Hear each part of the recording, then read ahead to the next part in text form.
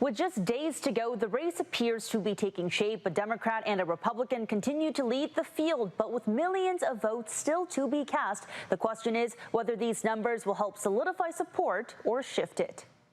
After Memorial Day, we saw a pretty sharp spike in people coming in to drop off their ballots or kind of come in and vote in person. California voters are turning out in the days leading up to the June gubernatorial primary election. But what a comeback it has been for Becerra. And the Steyer situation, I think, is extremely interesting because he has spent $200 million, an all-time record in California, just in the primary. What, he has 15% of the vote so far?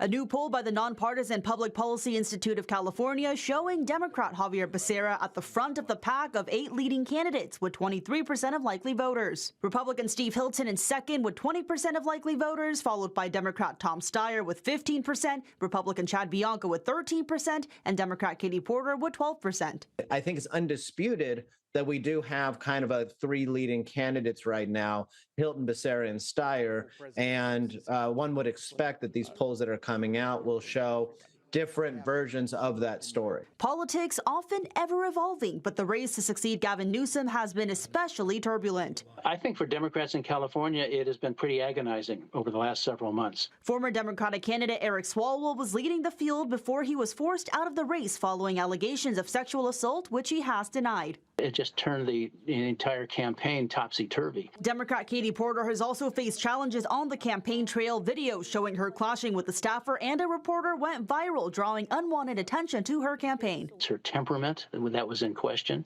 and it still dogs her to this day. But after Swalwell dropped out of the race, Xavier Becerra surged from the single digits to the top of the field. Competent, experienced individual with a long resume, and he just, things just sort of gravitated toward him. I mean, sometimes it's karma. As a result, political experts say Democrats have been holding on to their ballots. It's like pearl clutching, but with ballots. For a lot of voters who are watching a topsy-turvy governor's race and want to make sure that they're voting for somebody who can make it into the runoff, they are kind of waiting for a sign from somebody or something. And it might be that these polls are providing that final kind of nudge to them. No matter what the result is, if it doesn't go your way, that's not a reason to not vote in the next one. It's important to note this PPIC poll was conducted about 2 weeks ago, and new polls are expected this weekend. But with recent surveys consistently showing Steve Hilton, Xavier Becerra, and Tom Steyer at or near the top, experts say that appears to be the direction of the race heading into Tuesday. Jenny Hutt, News 8. Thanks, Jenny. And per election data expert Paul Mitchell, ballot return tracker, 11% of ballots have been returned as of this afternoon. And make sure to stick with News 8 for updates on California's primary. You can stream our election coverage on the CBS 8 app, download on your TV or phone, and watch for free.